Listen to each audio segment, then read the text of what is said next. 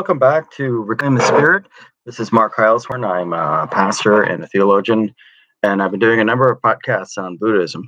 And I wanted to talk today more specifically about what is known as Path 6. Path 6 is all about what the Buddhists describe as right effort. Now,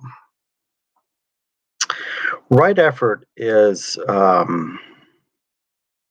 an attempt to live a wholesome life, a wholesome life with wholesome qualities. For example, one of them would be to earn a living without doing harm to others. Earn a living without doing harm to others. Another would be avoiding anything that has to do with greed or anger or ignorance. So let's take those piece by piece. So right effort, earning a living.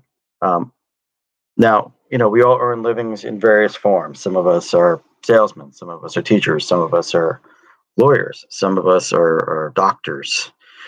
Some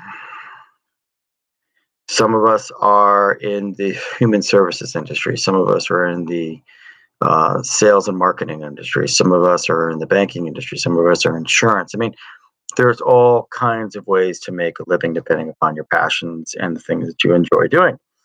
What the Buddhists would say would be make sure that living doesn't compromise somebody else in the process. Without doing harm to others. That's a pretty wide berth, but I think what it really boils down to is if you're making a living off of somebody else and there's not a lot of integrity in it, or it's nefarious on some level, or taking advantage of others without really kind of being in kind with your gifts and your services, taking advantage of other people, stepping on other people, that's a problem. And the Buddhists would say, look, you make a living without trampling on the lives of others. In other words, to not leave the world in a worse place or leave your relationships in a worse place, but make a contribution to the lives of other people. And they're specific about the concept of greed and anger and ignorance. Greed. We all know what greed is. Greed is that feeling like you've just taken advantage of somebody else, or that you have knowingly stolen from them, or knowingly promised something that you cannot deliver on just to make the sale. Greed, the accumulation of things and wealth on the backs of other people. It's kind of like what the Egyptians used to do to the Israelites with slave labor, and what, of course, we in the Americas used to do with our African American slaves, where we used them to produce products and to produce a welfare that, in fact, was as disingenuous to them as human beings. There's greed around that. Now, you can redefine that, and you can look at that in 1,000 different ways, I suppose. But at the end of the day, it's wrong. It's wrong. And then there's this whole concept of anger.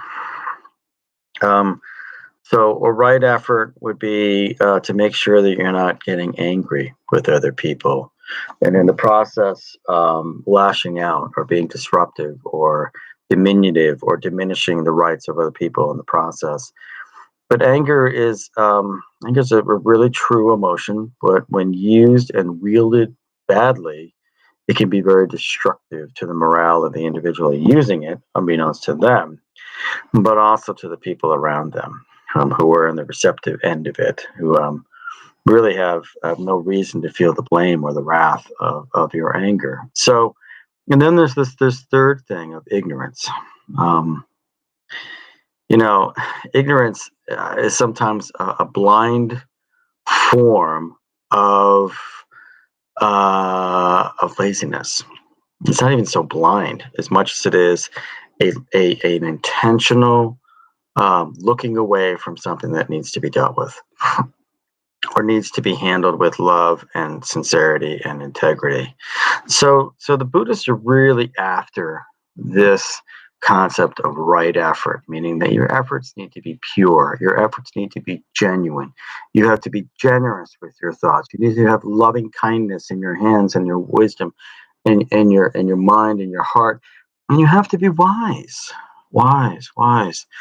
Now, it's challenging, I suppose, in a culture when we're surrounded by the opposite of these loving kind of golden rule theologies. We see greed all over the place. We see greed on Wall Street.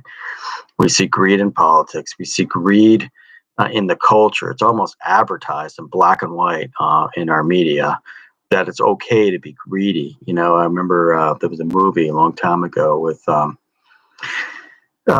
where the actor says, "Greed is good." Greed is good, and I'm thinking, wow. Now that was a movie done in the '80s. Michael Douglas actually was the star of that movie. Greed is good. Of course, he's portraying a trader on Wall Street and basically saying, "Look, man, it's the money. It's all about the money. It's all about the power and the authority that comes with it." And the Buddhists would say, "Yeah, no, that doesn't work." So, loving kindness. What does it mean to be loving and kind, and to not generate a lot of anger around your activity? And then, of course, wisdom. I mean, be wise, be thoughtful, pause, take care of yourself, take care of your thoughts, think before you speak, love and have affection for the people that you're working with, as opposed to being ignorant of them, and really deceptively disruptive by treating them poorly. So this is what the Buddhists meant by right effort, and when you really kind of boil it down, it really just means to be a good human being, to be good and decent and forthright and courteous and conscientious and caring for the people around you, and making sure that your life reflects these high values. And they're not even so high as much as they are values to live by that you would want bestowed upon you. So yeah. So right living. Saying right effort. I'm sorry. And I hope that this finds you well and that you're able to use some of these principles in your day today. Thanks so much. Take care. Bye.